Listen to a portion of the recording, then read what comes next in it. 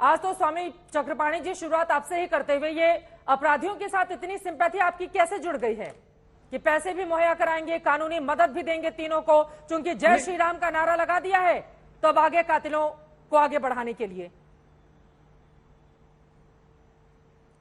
चित्रा जी, आप देखिए कि जिस प्रकार से अतीक और उनके अशरफ के समर्थन में जो एक माफिया थे, वो ठीक है, जो घटना हुई वो ऐसा नहीं होने चाहिए था, वो संवैधानिक दायरे में नहीं आता। लेकिन कोई कांग्रेस का उनको गुरु बता रहा है, कोई उनको भारत रत्न की मांग कर रहा है, कोई उन्हें शहीद की दर्जा दे रहा है और कोई तिरंगा उनके उस पे लहरा रहा है। यह जड़ें कहां तक जाएगी, कितनी उसकी साख थी, इससे देखा जा सकता है, समझा सकता है। और दूसरी बात, जहां तक आप बात कर रही है लीगल सुनिए ना, हाँ वो चित्रा जी आ रहा हूं, तो आप जहां तक बात कर रही लीगल सपोर्ट का, लीगल सपोर्ट किसी को भी करना यह संवैधानिक राइट है। अब पाकिस्तान से ऐसे ऐसे आतंकी आते हैं, उनको भी लीगल सपोर्ट दिया जाता है भाई। इसको परिवार ने भी छोड़ दिया, पुलिस तो पकड़ी हुई है और ये इतने बड़े बड़े आप आगे क्यों आए के पीछे और आप बता रहे हैं क्योंकि उन्होंने जय श्री राम का नारा लगा दिया है जी, तो भैया आप तो उनको लीगल सपोर्ट मुहैया कराएंगे ही। इसके जरिए क्या बढ़ावा नहीं देंगे आप इस तरह के अवांछित तत्वों को? चक्रपाणी महाराज जी, नहीं बढ़ा, जय श्री राम का नारे लगाने से किसी को क्या आपत्ति भाई? गांधी जी भी गांधी जी को भी गोली लगी हो, हे राम करते अब अंतिम वो किया, तो उससे क्या हो गया? राम का तो नाम हर सनातनी को लेना चाहिए, उसमें कौन सी बड़ी बात हो गई? और ये तो अच्छी बात है। सवाल राम से घृणा मत करिए भाई, मूल विषय ये है कि वो तीनों जो बच्चे हैं उनको कम से कम अगर लीगल सपोर्ट चाहिए तो उनको अपनी बात रखने का अधिकार संविधान में राइट देता है। कैसी बातें कर रही चित्रा जी? यह तो उसकी संवैधानिक राइट है और उसको मिलना चाहिए वो अधिकार। संवैधानिक राइट है, ये बिल्कुल आपकी बात सही है। वो गलत है, देखिए वो गलत है, वो तो तय होगा, वो माननीय कोर्ट तय करेगा उस पर। लेकिन जी बिल्कुल आप देखो, लेकिन वो बात रखने का तो उसको वो मौका दिया जाएगा ना। तो इसलिए हमारी प्रदेश की टीम ने कहा कि इसको लीगल सपोर्ट दिया जाना चाहिए। हमें लगता है कोई षड्यंत्र है और उनको ऐसा लग रहा है। हमने कहा बिल्कुल दो, क्योंकि गुड्डू मुस्लिम का नाम लेते ही गोली चल जाती है। आखिर कहीं ऐसा तो नहीं गुड्डू मुस्लिम ने करवा दिया या किसने करवा दिया?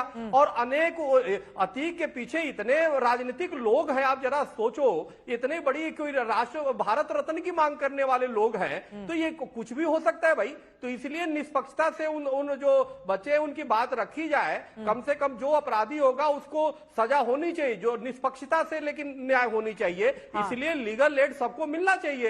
ऐसा नहीं कि उसको बिना लीगल सपोर्ट के ऐसे ही फांसी चढ़वा करके और भारत रत्न दिलवा दिया जाए। वारिस पठान जी और बाकी मेहमान आपके सवालों पर जवाब देंगे, लेकिन राकेश त्रिपाठी जी आपके पास आते हुए, सरकार क्यों नहीं मुहैया करा रही है? चक्रपाणी जी की मदद क्या लेनी पड़ रही है सरकार को? देखिए चित्रा जी, कुछ अपराध ऐसे होते हैं जो व्यक्ति के विरुद्ध किए जाते हैं और कुछ अपराध ऐसे होते हैं जो भारतीय दंड संहिता ये तय करती है कि समाज विरुद्ध अपराध है। हत्या समाज विरुद्ध अपराध है। आप लीगल तौर पर ये कह सकते हैं कि उसको मदद दी जा सकती है, लेकिन मोरल तौर पर नहीं।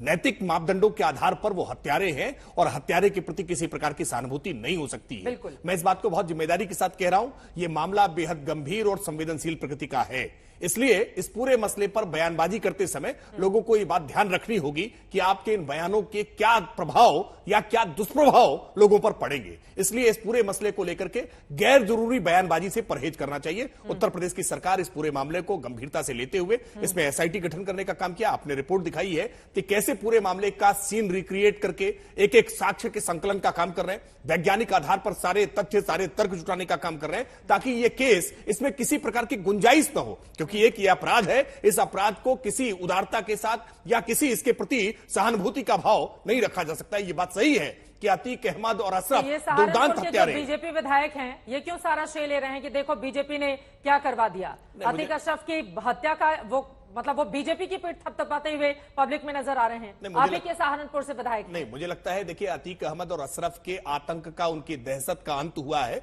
उनके कहने का यह मंतव्य रहा। बीजेपी ने करवाया? नहीं, बिल्कुल नहीं। उनके आतंक और उनकी दहशत का, और यह आतंक और दहशत का अंत तभी हो रहा था जब उनको पुलिस वैन में, पुलिस जीप में बैठाल करके ला रहे थे। हम बार बार इस बात को कह रहे थे कि ये उनके आतंक के जनाजे जैसा है। वास्तविकता में मैं फिर इस बात को दोहरा रहा हूं कि उनकी हत्या नहीं होनी चाहिए थी। यह हत्या निश्चित तौर पर चौंकाने वाली, हैरान करने वाली, परेशान करने वाली है। यह नहीं होनी चाहिए थी। लेकिन यह भी सच है कि उनकी हत्या के बाद लोगों ने राहत की सांस ली है। यह भी सच है कि आज अतीक अहमद के रंगदारी से, अतीक अहमद के गुनाहों से जो लोग पीड़ित थे, उन्होंने चैन की सांस ली है कि अब कम से कम हमें किसी प्रकार का कोई धमकाने वाला, रंगदारी वाला कोई टेलीफोन कॉल या कोई अपहरण नहीं होगा। जो गवाह है वो गवाह अपने आप को अब निश्चिंत महसूस कर रहे होंगे। यह पहली ऐसी हत्या है जिस हत्या के बाद समाज में दहशत नहीं फैली है, बल्कि दहशत का अंत जैसा महसूस हुआ है। बावजूद इसके मैं कह रहा हूं कि यह हत्या नहीं होनी चाहिए थी। हत्यारों के खिलाफ कठोरता से कार्रवाई होनी चाहिए और वो सरकार करने का काम कर रही है। अरे लेकिन ना शाइस्ता पकड़ी गई है, ना गुड्डू मुस्लिम पकड़ा गया है। उमेश पाल के परिवार वाले आज भी डरे हुए हैं। उनकी पत्नी ने क्या कहा वो सुनाएंगे, लेकिन वारिस पठान जी जल्दी से इस पर रिएक्शन आपसे चाहेंगे। देखिए, राजनीति तो अपने अपने हिसाब से चलती है। वारिस पठान जी, अब क्या एक वर्ग अब मुस्लिम वोटरों के ध्रुवीकरण या तुष्टीकरण की सियासत के साथ भी चुनावी मैदान में उतर गया है? क्योंकि 24 में अब ज्यादा दूरी है नहीं, तो अपने अपने हिसाब से बयान दो और वोटों का ध्रुवीकरण करो। देखिए चित्रा जी, ध्रुवीकरण कौन कर रहा है, 2024 की कौन तैयारी कर रही है, तो अभी आपके चैनल के माध्यम से सबने देख लिया कि किस तरह हिंदू महासभा के जो स्पोक्स पर्सन है उन्होंने खुद कह दिया कि हम तो ये जो जिन्होंने किलर है, जिन्होंने खून कर दिया पुलिस की आंखों के सामने, उनको पूरा तरह सपोर्ट कर रहे हैं। तो ये तो इस तरह का महामंडल करना शुरू कर दिया है लोगों ने तो किलरों का। तो यही हम कहते हैं ना पहले से कि इस तरह का रेडिकलाइजेशन जब तक नहीं रुकेगा तब तक देश में अराजकता, देश में नफरत फैलता रहेगा। पीलू खान, इखलाक के जो मॉब लिंचिंग किया था, उनके कातिलों को भी भाजपा के नेता ने जा जाके फूल हार पिनाया, मिठाई खिलाई। तो देखिए किस तरह से आज वो बन गए। अब मुझे अफसोस और आश्चर्य भी नहीं होगा कि कल को भाजपा इनको बाहर छोड़ाकर टिकट भी नहीं दे दे चुनाव लड़ने के लिए। तो अगर आप इस तरह को हीरो बनाओगे, उसका महामंडल करोगे, तो हीरो बनने की कोशिश करेंगे ही। वो किलर तो खुद बोल रहे हैं पुलिस के बयान के अंदर कि हमको पैसा कमाना था, शौहरत कमाना था, इसकी वजह से हमने ये किया। इसी वजह से जेएसआर के नारे लगाते गए। जेएसआर के नारे लगाते हुए किलर ने शूटिंग चालू कर दिया, मार दिया। और अभी मैं देख रहा हूं आपके टीवी के ऊपर कि किस तरह से रिक्रिएशन किया जा रहा है। वहीं आप भी देखिए चित्रा जी, मैं तो क्रिमिनल लॉयर की आंख से भी देख रहा हूं, वहां पर पुलिस खड़ी है, वो मारता जा रहा है, मारता जा रहा है, मारता है। अरे भाई तुमको बंदूक क्यों दिया है, तुमको गन क्यों दिया है? घर में रखने के लिए, जेब में सजा के रखने के लिए? सोचिए अगर कोई दूसरा इंसान इस तरह का होता, पुलिस का उसमें फायर नहीं करती क्या? पुलिस उसको डिजार्म करने के लिए उसके पैर पे गोली नहीं चलाती क्या? हवा में फायर नहीं करती? नहीं, एक भी गोली नहीं चली पुलिस की तरफ से। 17 पुलिसकर्मी वहां पे मौजूद थे, एक भी गोली नहीं चली।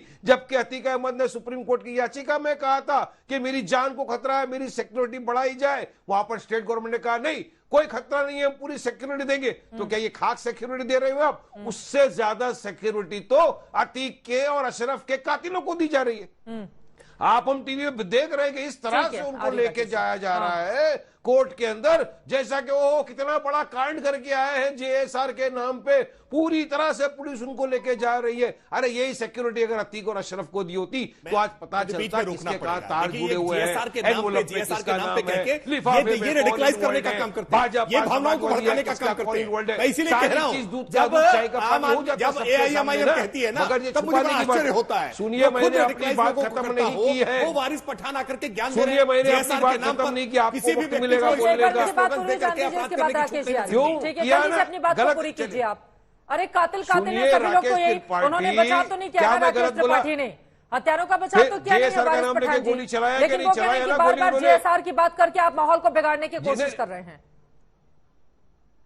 अरे मैं माहौल नहीं बिगाड़ रहा हूं चित्रा जी, माहौल तो ऑलरेडी बिगड़ चुका है। कायदा कानून तो व्यस्त हो चुका है, कानून का कत्ल हो चुका है, संविधान का कत्ल हो चुका है। उत्तर प्रदेश की पुलिस के सामने दिन दहाड़े लड़की को गोली मार दिया, दलित बेटी को हमारी क्या कर दिया उन्होंने। एक बलात्कारी बाहर आया, वहीं जाकर घर पे बच्चे को आग लगा के मार दिया। तो कहां कानून कायदा है, कहां की आप बात कर रहे हो चित्रा जी? अब मैं तो फैक्ट बता रहा हूं। क्या जेएसआर का नारा लगाया था, नहीं लगाया था? फिर सरेंडर हो गए, हुए नहीं हुए? उसके बाद डायरेक्ट जुडिशियल कस्टडी हुआ नहीं हुआ? पुलिस कस्टडी में भी नहीं गए। अरे सुप्रीम कोर्ट के वरिष्ठ वकीलों ने कहा त्रिपाठी जी कि ये स्टेट स्पॉन्सर्ड किलिंग है। ठीक है, मैं जवाब ले लेती हूँ राकेश त्रिपाठी जी, वो गंभीर आरोप लगा रहे हैं, उस पर जवाब दीजिए। ठीक है सर, ठीक है, इनका जवाब सुन लेते हैं। नहीं, ठीक है। तथ्यात्मक तौर पर झूठ बोलने का काम वारिस पठान कर रहे हैं। ये कह रहे हैं कि पुलिस रिमांड में ले लिया गया, जबकि आज पुलिस रिमांड का दूसरा दिन है। अरे क्या ये दुष्यंत तथ्यात्मक मैंने तौर पर कहा, कह रहा है प्रिंसिपल ने झूठ। कहा, दूसरा झूठ ये कह रहे हैं स्टेट कि स्पोर्ट्स जय एक्ट श्री के राम लिए का नारा लिया है, इसलिए उनके प्रति नरमी बरती गई है। आपका कैमरा मौजूद था चित्रा जी, 40 सेकंड के भीतर गोलियां चली है। और इस बात को स्पष्ट तौर पर कोई भी व्यक्ति कह सकता है। ये तो खुद से ही पेशे से वकील एक-एक कहते करके हैं। अपनी बात रखेंगे, दोनों लोग बोलेंगे समझ में नहीं आएगा। प्लीज एक-एक करके अपनी बात रखेंगे, एक-एक करके अपनी बात रखेंगे, एक-एक करके प्लीज। कोई भी ऐसा बयान नहीं देंगे जिससे समाज की भावनाएं आहत हो या फिर एक वर्ग विशेष को उकसाने वाला बयान। प्लीज राकेश जी, उन्होंने जो सवाल खड़े किया आप जवाब दीजिए, बाकी लोग भी। वारिस पठान जी अपने आप को खुद वकील क्लेम करते हैं। ये वकील हैं तो ये बतावें कि कोई व्यक्ति जब सरेंडर कर रहा हो, कैमरे सामने हो, तो क्या उन पर गोली चलाई जा सकती है? गोली तभी चलती है जब पुलिस के ऊपर गोली चलाने का कोई दुस्साहस करता है, जब पुलिस के समझाने पर, पुलिस के चुनौती देने पर भी अगर सरेंडर नहीं कर रहा होता है, तब पुलिस को गोली चलाने के लिए मजबूर होना पड़ता है। सबने देखा है, पूरे देश दुनिया ने देखा है, आज तक का कैमरा वहां मौजूद था। अरे जब गोलियां चल रही हो तो रोकने के लिए तो प्रयत्न करना पड़ता है ना राकेश त्रिपाठी जी। वो प्रयत्न करते हुए वहां पर नजर नहीं आया ना पुलिसकर्मी। सवाल इसी वजह से बड़ा पूछा जा रहा है। आप उसको कितना भी बोले, चूंकि टीवी कैमरे पर सब कुछ मौजूद है तो उसको झुटलाया नहीं जा सकता है कि पुलिस वालों ने एफर्ट नहीं किया है। टीवी कैमरे पर मौजूद है, इसीलिए मैं कह रहा हूं कि केवल 40 सेकंड के भीतर आकस्मिक अचानक कोई घटना हुई है। इस घटना में संभल करके उसकी घेराबंदी करने का जब तक समय मिला है, उतनी देर में तो वो सरेंडर कर चुके थे।